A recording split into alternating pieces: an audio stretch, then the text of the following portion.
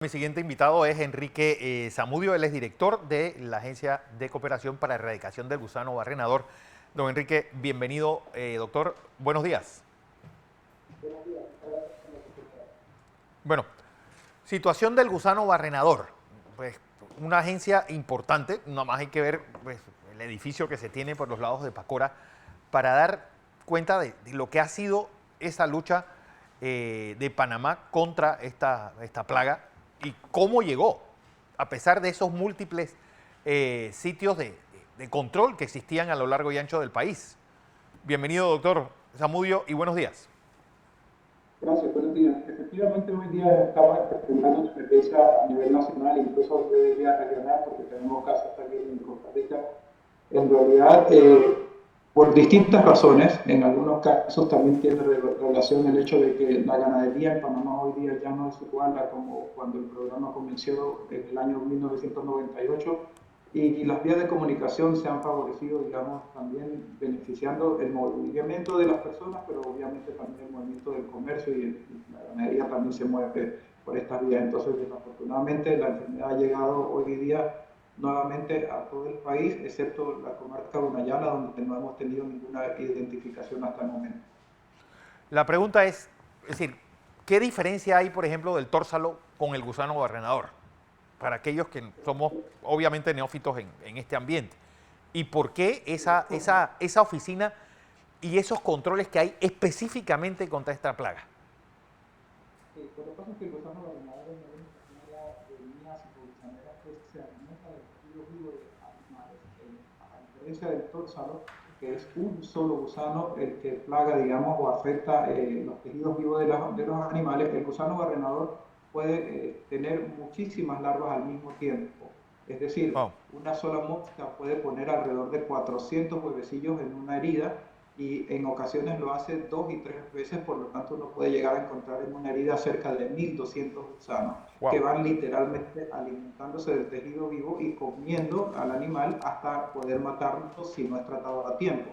En realidad las pérdidas que se producen por en ganadería sobre todo son importantes para todos los países que tienen la enfermedad. En el caso de Panamá, nosotros la teníamos contenido y afortunadamente ahora la tenemos y los productores han tenido que nuevamente invertir en vigilancia y curación de heridas y nosotros reforzar nuestros presupuestos para poder contener la enfermedad. ¿De dónde nos vino esta plaga, en este caso? La plaga, la plaga está realmente en todo Sudamérica y en algunos países o islas del Caribe. Entonces, realmente la función que nosotros tenemos es detenerla aquí, porque es un acuerdo con los Estados Unidos. Tenemos la responsabilidad de detenerla para evitar que vuelva hacia todo Centroamérica, México y los Estados Unidos. Entonces, la posibilidad de que la mosca vuelva siempre va a existir, porque bueno, ustedes comprenderán que las plagas no creen en fronteras o no tienen limitaciones a través de las fronteras y por lo tanto nos puede llegar tanto de Sudamérica como del Caribe en cualquier momento. La mosca obviamente tiene posibilidad de volar sola, pero también a través de animales que vengan infectados de otros lugares. Lo que no, es decir, tal vez lo que es decir, uno, cómo se movilizó, porque no estamos viendo estos casos, por ejemplo, en Pacora o en Darién, sino que lo estamos viendo en el centro del país. ¿Cómo pudo recorrer, Bueno, atravesar la mitad del territorio a pesar de los diferentes controles que hay? sí, lamentablemente no todo el tiempo las personas cumplen con los labores de mecanización y control de movilización de animales. Por ejemplo, el año pasado, en el mes de julio, nosotros teníamos la plaga contenida del lado del canal, es decir, del canal hacia la frontera con Colombia. Sin embargo, en el mes de julio, un caso apareció en Oku por primera vez y luego otro en la frontera con Chiriquí. Y eso muy probablemente se debe a alguna persona que movió algún animal evadiendo los controles de movilización de animales o en alguna especie como por ejemplo perro o gato que no pasan por los puestos de control que usualmente están dirigidos hacia las plagas cuarentenarias, ¿no? Sí. A las plagas más bien agropecuarias.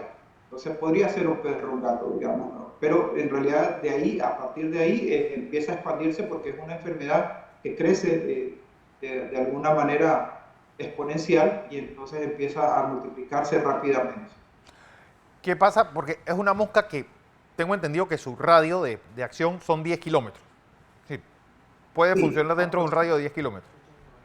aproximadamente son 10 kilómetros, todo depende mucho de las condiciones ambientales. Es decir, si la mosca tiene en su radio de acción todas las condiciones ambientales, a los animales que requiere para poner su huevecillo, ella se queda en esa área. Sin embargo, cuando el ambiente no es favorable para ella y no encuentra animales, ella puede seguir volando un poco más. Ahora, eso es lo que ella hace de forma natural, volando sola, pero digamos si se va un animal infectado, pues depende, puede avanzar muchísimo, que es lo que nos ha pasado en esta ocasión, sobre todo llegando al centro del país y a la frontera con Costa Rica.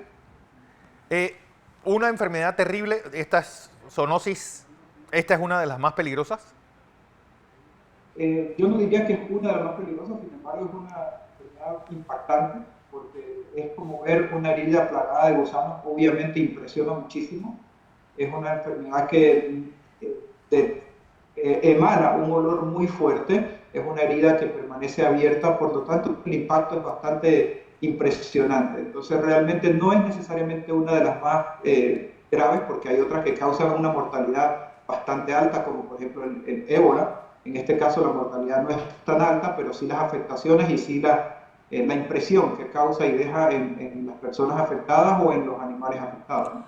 Eh, doctor, tal vez la bajada de, de barreras durante la pandemia, esta migración descontrolada, ¿a qué aducen esto que está ocurriendo con el gusano barrenador? Yo creo que todas estas factores que usted menciona y otros más pudieron relacionar. Es decir, hoy en día nosotros enfrentamos un mundo bastante distinto después de una pandemia. Incluso nosotros tuvimos dificultades para ciertos insumos que se consumen para la dieta de la producción de la mosca estéril que nosotros trabajamos aquí en Pacora. Y todos esos factores de manera concomitante fueron importantes para que hoy día tuviéramos el problema que estamos enfrentando. Bueno, ¿qué tan controlado está y cuántos casos tenemos ya en humanos en Panamá de este gusano barrenador? Bueno, nosotros seguimos trabajando desde el mes de julio, cuando se declaró la alerta sanitaria en coordinación con la Dirección Nacional de Salud Animal. Hoy en día, a partir desde mediados de febrero, hemos desplazado gran parte de nuestro personal hacia las provincias de Bocas del Toro, Chiriquí y todas provincias centrales. Incluso estamos haciendo contrataciones locales ya que empezaron a trabajar desde el 18 de febrero de este año para aumentar nuestro pie de fuerza en esas áreas donde había dejado COPEC de tener actividades desde ya hace algunos años. Precisamente por razón de la pandemia no ha sido fácil volver a tener los suministros y los equipos que nosotros utilizamos como motos y vehículos que hoy en día no están en el mercado nacional tan accesibles como desde antes. Tenemos casos bastantes en todas las especies de agropecuaria y en humanos hemos detectado por ahora 10 casos. Quiero dejar claro que eso es poco frecuente, no es común, sin embargo, como nosotros como parte de nuestra estrategia hacemos también docencia en los centros de salud y en los hospitales, sobre todo en aquellos que tienen acceso a la población rural o población indígena, y eso ha despertado pues, una gran notificación por parte del Ministerio de Salud y eso implica los hallazgos, ¿no? Pero el número, si lo comparamos con lo que ocurre con los animales, es mínimo. De hecho, no llega ni siquiera al 0.5% de los casos que hemos detectado. Bueno, doctor Enrique Zamudio, del programa de erradicación del gusano barrenador y estas alertas que hay debido a estos casos que se están dando en varios puntos del país. Gracias por la entrevista.